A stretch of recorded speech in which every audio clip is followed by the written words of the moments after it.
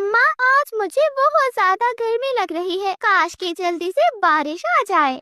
हाँ मम्मा, अगर बारिश होगी तो हम दोनों तो पत्तों पर फिसल फिसल कर खेलेंगे। हाँ मेरे बच्चों, लेकिन बारिश होने से पहले पहले हमें अपने घोंसले की मरम्मत करनी होगी, नहीं तो घर के अंदर पानी आ जाएगा। इतने में अचानक से काले बादल आसमान में इकट्ठा हो जाते हैं। तेज हवाएं चलने लगती हैं। जंगल के सभी पक्षी जानवर घबरा जाते हैं। वे सब घबराकर अपने अपने घरों की ओर भागने लगते हैं। कालू कौवा एक पेड़ की ऊंची डाली पर बैठा हुआ था। वह तो बारिश के आने का इंतजार कर रहा था। उसे पता था कि बारिश आते ही छोटे छोटे पक्षियों के घोंसले भीग जाएंगे और उनके अंडे भी गिर जाएंगे। कालू कौवे को तो इसी मौके की तलाश थी।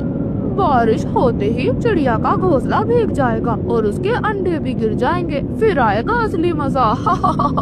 और फिर कालू कौवा आसमान की ओर अपनी गर्दन उठाता है और बादलों की ओर देखकर जोर से बोलता है, अबे ओ बादल, जंगल में सबसे ऊंचा जो घोंसला है ना, वहीं पर सबसे ज्यादा बारिश बरसाना।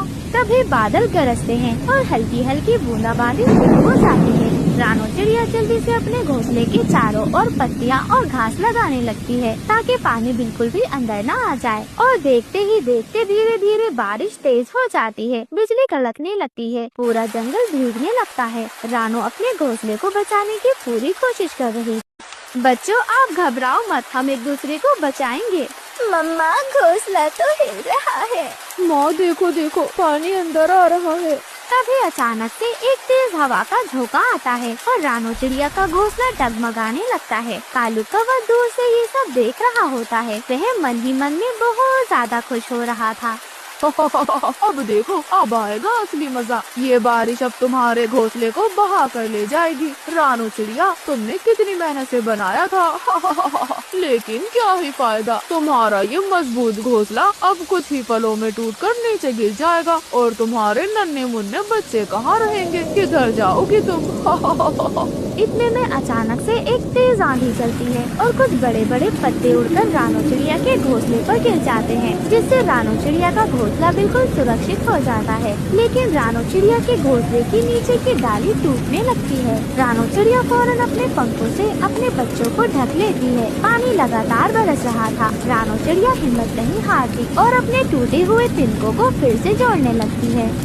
नहीं, मैं अपने बच्चों को कुछ भी नहीं होने दूंगी। चाहे जितनी भी बारिश आ जाए, चाहे कितने भी तेज तूफान क्यों ना आ जाए, मैं अपनी जान दे दूंगी, लेकिन अपने बच्चों को आज तक नहीं आने दूंगी। तभी हवाएं और ज्यादा तेज हो जाती हैं। बिजली भी जोर जोर से कड़कने लगती है। रानो चिड़िया आसमान की ओर देखती है। ए बादल, अगर तुम्हें बरसना है तो बरसो, आंधी चलानी है तो चलाओ, लेकिन मैं अपने बच्चियों तक एक बूंद भी नहीं पहुंचने दूंगी। मैं एक माँ हूँ और माँ अपने बच्चों के लिए हर मुसीबत से लड़ सकती है। कालू कौवा ये सब देखकर बिल्कुल हैरान रह जाता है, क्योंकि उसे उम्मीद थी कि रानो चिड़िया हार जाएगी, लेकिन वह तो अपने घोंसले को बचाने के लिए पूरी ताकत लगा रही थी। ये रानो चिड़िया तो बहुत हिम्मत वाली निकली। ए बादल राजा, और तेज बरसो, इन नन्ही सी चिड़ियों का पूरा घोंसला तबाह कर दो। इसे सिखाओ कि इस जंगल में कमजोरों के लिए कोई जगह नहीं है। यहाँ सिर्फ चालाक और ताकतवर लोग ही टिक सकते हैं। कुछ देर बाद बारिश धीरे धीरे रुकने लग जाती है। बादल भी हट जाते हैं और सूरज की रोशनी जंगल में फैल जाती है। रानो चिड़िया का घोंसला भीगा होने के बावजूद सुरक्षित था, लेकिन जंगल के कई पक्षियों के घोंसले तो टूट चुके थे। कुछ पक्षी तो जोर जोर से रो रहे थे। कुछ पक्षी अपने नए घर बनाने में जुटे हुए थे। रानो चिड़िया अपने बच्चों को सिखा रही थी कि कैसे मुश्किल हालातों में कभी हार नहीं माननी चाहिए। मेरे बच्चों, देखा आपने कैसे हमारी मेहनत और एकता ने हमें बचा लिया। अब हमें अपना घोंसला और ज्यादा मजबूत बनाना होगा। लेकिन मम्मा, अगर बादल फिर से वापस आए तो हम क्या करेंगे मम्मा?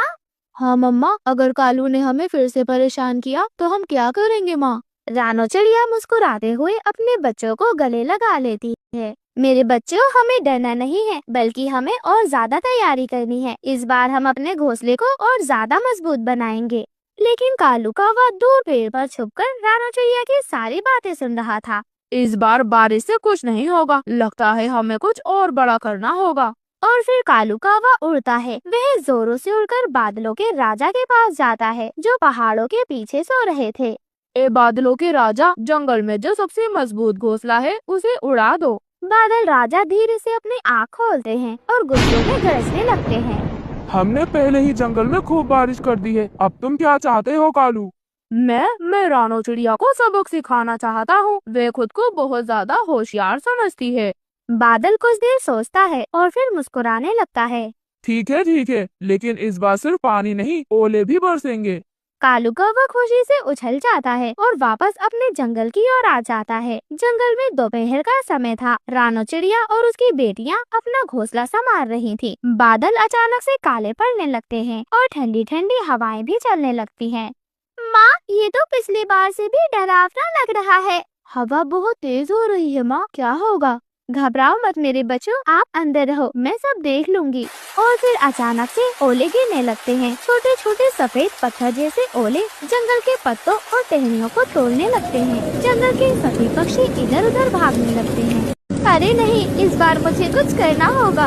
रानो चिड़िया हिम्मत नहीं हारती। वह तेजी से सोचती है और पास के एक पेड़ के पत्तों को अपने चोंच से पकड़कर घोंसले के ऊपर रख देती है। इससे ओले सीधे घोंसले पर नहीं गिरते।